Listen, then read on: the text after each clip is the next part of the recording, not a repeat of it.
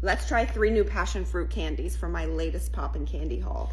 This is just one of the boxes I got. I bought over $300 worth of stuff. By the way, this is my boyfriend's shirt. He wears it all the time, and he said I have to wear it at least once on camera, so here we are. If you know me, I love passion fruit. I am passionate for passion fruit. I think it's because I'm allergic to mango, so this is like the closest tropical fruit I can get to a mango.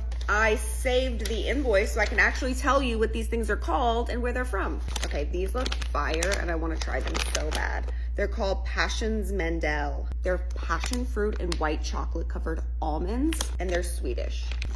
I love a chocolate covered nut. Like, I've been eating these randomly on the couch, these skinny dip lemon almonds. If you know, you know. The peanut butter and jelly ones are fire. Anyways, back to the review.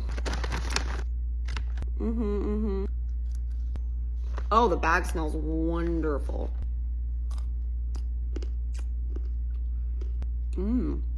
So I would say on a scale of 1 to 10, like 10 being passion fruit through the roof, blow your mind. The passion is like a subtle 2. However, you do get the fragrance of passion fruit. It does have like the spirit of passion fruit. They're freaking delicious though.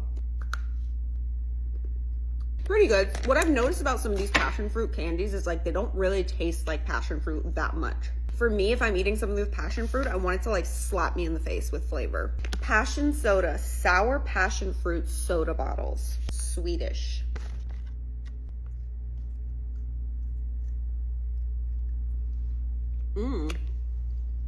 It's covered in a lot of sugar and a little bit of sour powder. I really like Swedish sour powder because it doesn't last as long as like American candies, which try to take all the enamel off your teeth. This is like a flash of sour. I wonder if the yellow part tastes different than the brown.